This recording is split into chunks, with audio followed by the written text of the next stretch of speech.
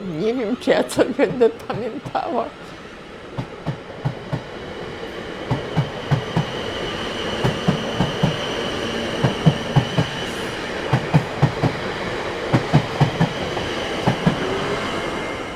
Proszę pana, Starosielce żyły. Nie było przepychu, nie było rozpusty, bo jakoś przed wojną jakoś ludzie chyba tak nie afiszowali się, że im się dobrze powodzi, że oni mają pieniądze czy coś. W każdym razie ja tego nie widziałam.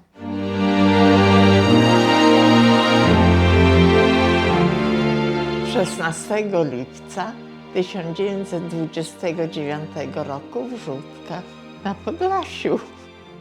Mój ojciec był kolejarzem, pracował na kolei w Starosielcach, Henryk Jaworowski, mama z Żółtek, Jadwiga Świsłocka, Żółtki. To jest taka dosyć długa wieś. Jakoś nigdy nikt nie żartował. Owszem, uśmiechali się sobie, że Żółtki to taka nazwa trochę śmieszna, ale nie. Moja babcia mieszkała w takiej starej chatce. Ona była przy samej szosie, bo w tej chwili to już nie ma, już dawno jej nie ma. Może i była kryta strzechą. I żyli z pracy w szpitalu w Choroszczy i w cegielni. To były dobre cegły, ale już jak ja jeździłam do Żółtek, to już tam chyba cegielni nie było. No i mieszkali w Żółtkach bardzo krótko. Jak miałam 3 lata, to przyjechaliśmy do Starosielc i zamieszkaliśmy na 11 listopada u babki Jaworowskiej, ojca mego.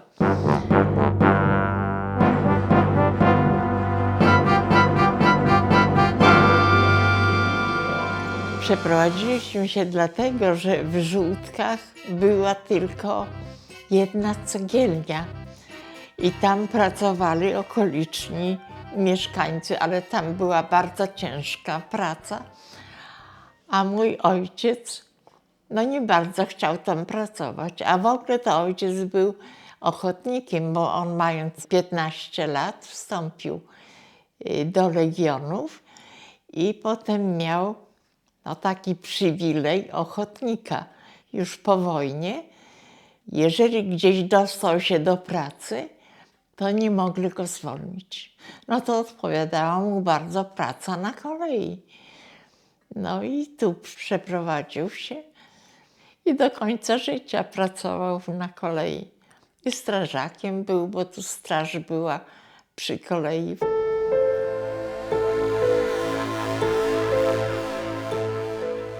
Moją wychowawczynią była pani Ziębowiczowa i jej mąż też pracował. No jeszcze była pani Umiastowska, była pan Sotkowski, był pan Soczek, był Śmiglówna. Potem już pod koniec pani Parkiewiczówna. Przed wojną była już chyba taką młodą, bardzo młodą nauczycielką.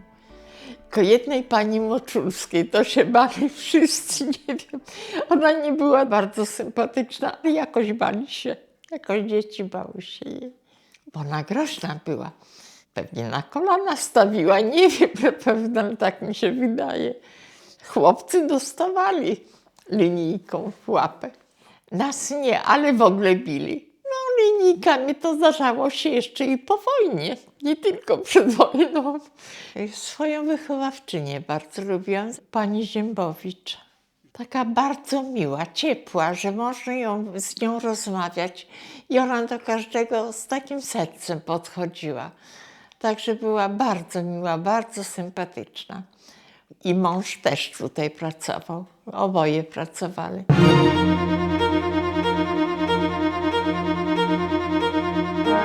Nie wiem, czy ja coś będę pamiętała. I mieszkaliśmy na 11 listopada. To tam, gdzie Lawendowa, to była 11 listopada, a jeszcze wcześniej to się nazywała Brzeska. Stronę mostu brzeskiego, tak. Tutaj jeszcze był most Grajewski. Tak jak idzie ulica Popiełuszki, to prosto przez tory, to tutaj nad torami był most Grajewski, nazywał się. Proszę pana, Starosielce żyły. Tutaj był magistrat, tak się kiedyś nazywał. On był właśnie tam na 11 listopada, gdzie teraz jest Rawędowa. Był posterunek. Tutaj w tym murowanym domu przy świętego Andrzeja Boboli, to kiedyś się nazywała ulica Sienkiewicza. Były urzędy, był burmistrz, była poczta i był posterunek i była straż pożarna, bo to przy kolei była, no i ta kolej. Drożki były, ale nie w Starosielcach, w Białymstoku był. Tu kolej przecież była, to ona załatwiała wszystko. Były przewozówki, przecież przewozówka to były tak jak zegarek, one chodziły i jeździło się tą przewozówką.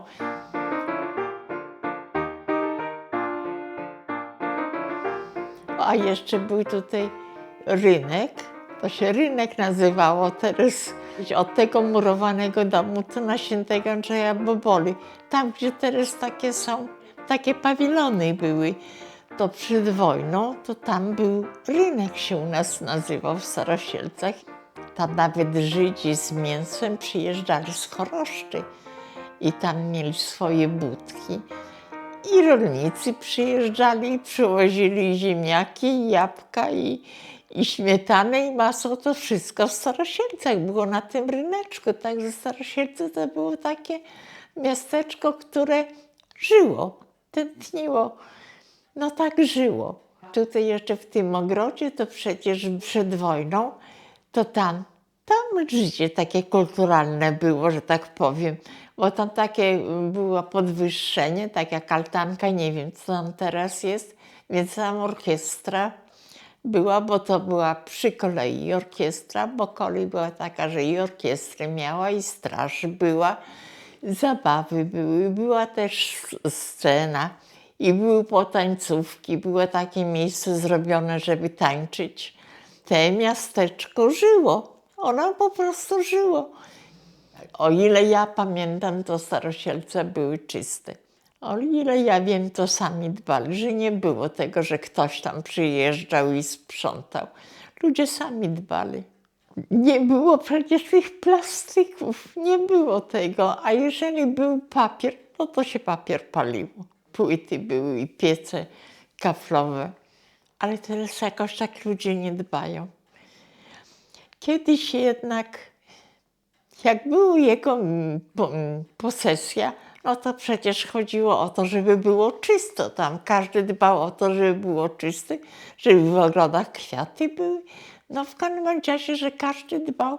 No nie przypominam sobie, żeby ktoś tak gdzieś tam te papiery walały się i fruwały, tak jak teraz te torebki fruwają wszędzie.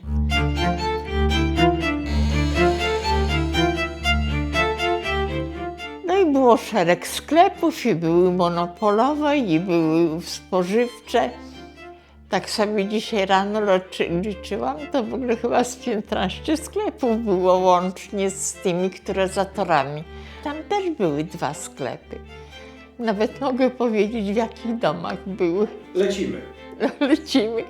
To poczynając od Lawendowej, od 11 listopada, po lewej stronie był sklep pani Sekulowej, potem był Schneider i był Dudków sklep. To tam piwo było i też bilard. A po prawej stronie w domu Dąbrowskich to taka Żydówka miała na górze w swoim prywatnym mieszkaniu sklep z materiałami. Ona się Chona nazywała.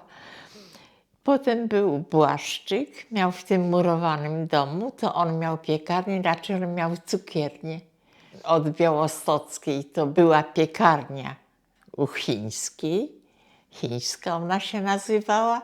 Po drugiej stronie był Wolański, to był róg Białostockiej i Sienkiewicza, to też była piekarnia. Po stronę dworca, to tam jeszcze fryzjer był i tam była masarnia pani Bieguńskiej. I był jeszcze z Połem, to spółdzielnia spożywcza, To była z drugiej strony, w tym murowanym domu, które teraz rozwala się już, czy już rozwalili, nawet nie wiem, to róg Andrzeja Boboli, teraz, nie wiem, wrocławskiej, o. I tam jeszcze był po lewej stronie, to był jeszcze pan Popłaski, Witek, też miał masarnię. Naprzeciw u Piekutowskich to był monopolowy sklep, a potem Piekutowskich to oni mieli sklep monopolowy i tam chyba były gry takie jakieś, nie wiem, bo to potem ich zamordowali. Zamordował ich właśnie uczestnik tych gier. I potem był Poznańskich po tej samej stronie. To był taki spożywczy, ale raczej z takimi zabawkami. Oj, takie różne rzeczy były. Mydło, widło i powidło. A jeszcze był Sobolewski. Córka jej była dentystką. Wiem, że był na pewno tam. I potem Poznańskich drugi sklep, ale to Bakunów potem był. Ale to już na Andrzeja Boboli. To proszę, szynę naliczyłam tych sklepów.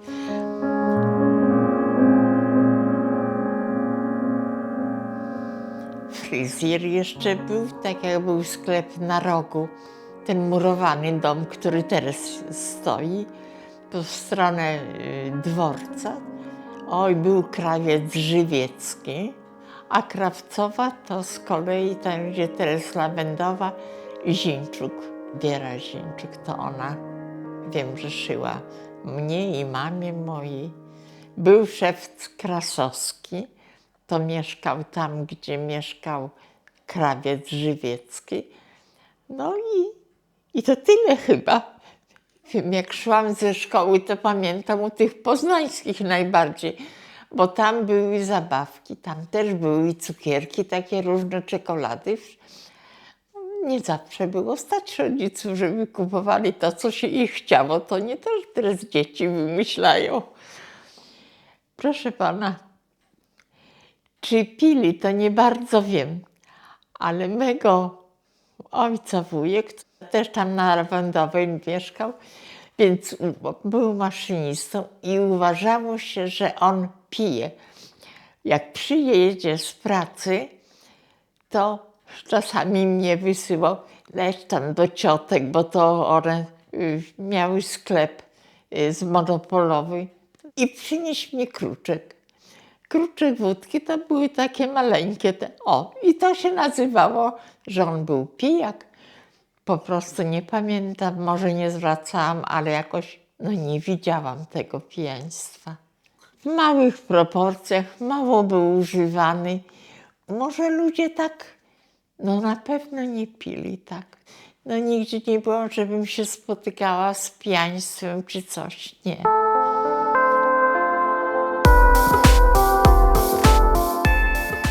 Przed wojną zaczęli budować. Dzieci wiedziały, że się kościółek buduje, bo nosiliśmy kamienie na fundament. O kamyczku, bo ile tam te dzieci mogły nanieść? Księdzy był w ten czas Lewosz.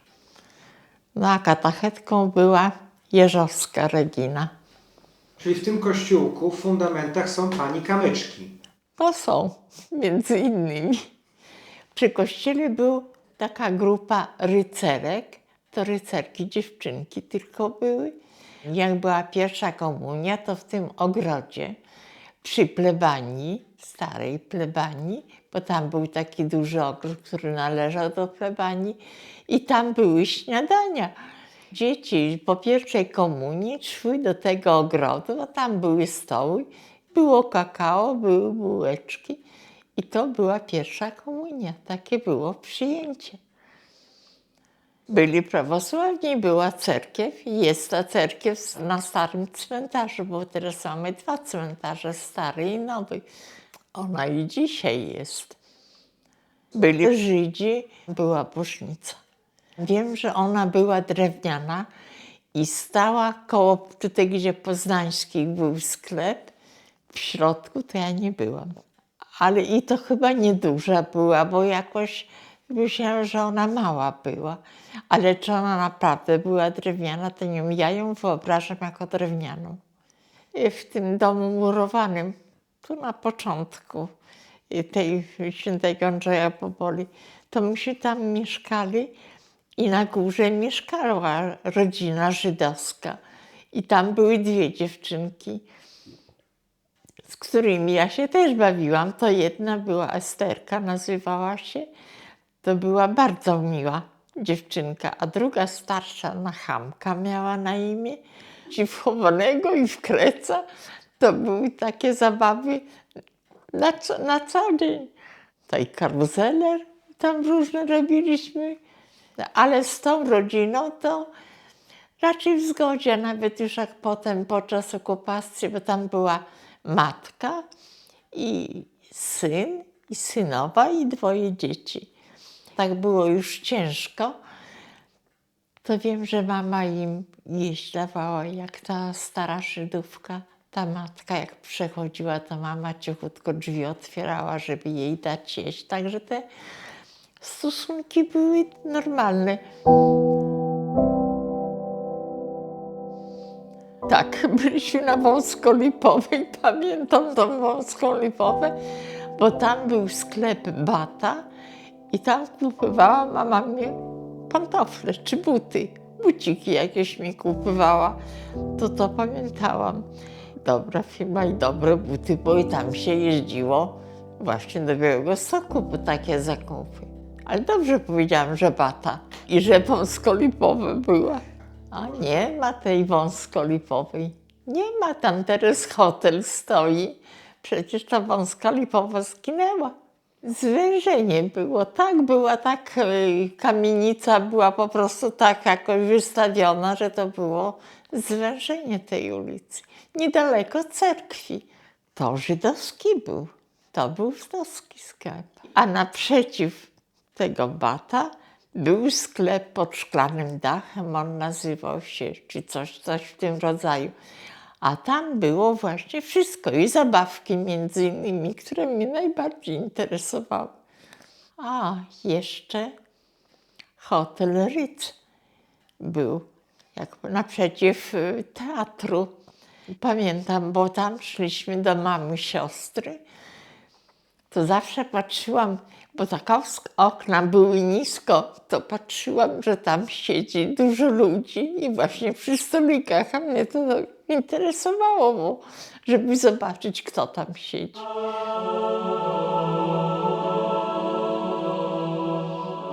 Było dużo dobrych ludzi. Powiedziałabym, że bardziej życzliwi byli. Byli życzliwi sobie, byli bardziej zżyci, że tak nawet sąsiedzi, nawet czy porozmawiać, to porozmawiali to, czego teraz nie ma. To, czego teraz nie ma. Ludzie byli bardziej życzliwi. Nie było ławeczek, ale po prostu więcej do siebie chodzili. Posiedzieć, porozmawiać.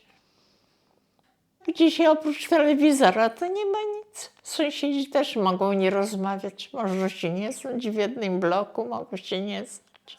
W jednej klatce też. To było nie do pomyślenia. No nie było aż tak wielkich różnic. Owszem, byli zamożni, ale żeby to u dzieci jakoś przywijało się czy coś, to no nie pamiętam po prostu. Myśmy nie należeli do bogatych ludzi, bo ojciec był kolejarzem, mama w ogóle nie pracowała. Nie było przepychu, nie było rozpusty, bo jakoś przed wojną jakoś ludzie chyba tak nie afiszowali się, że im się dobrze powodzi, że oni mają pieniądze czy coś. W każdym razie ja tego nie widziałam.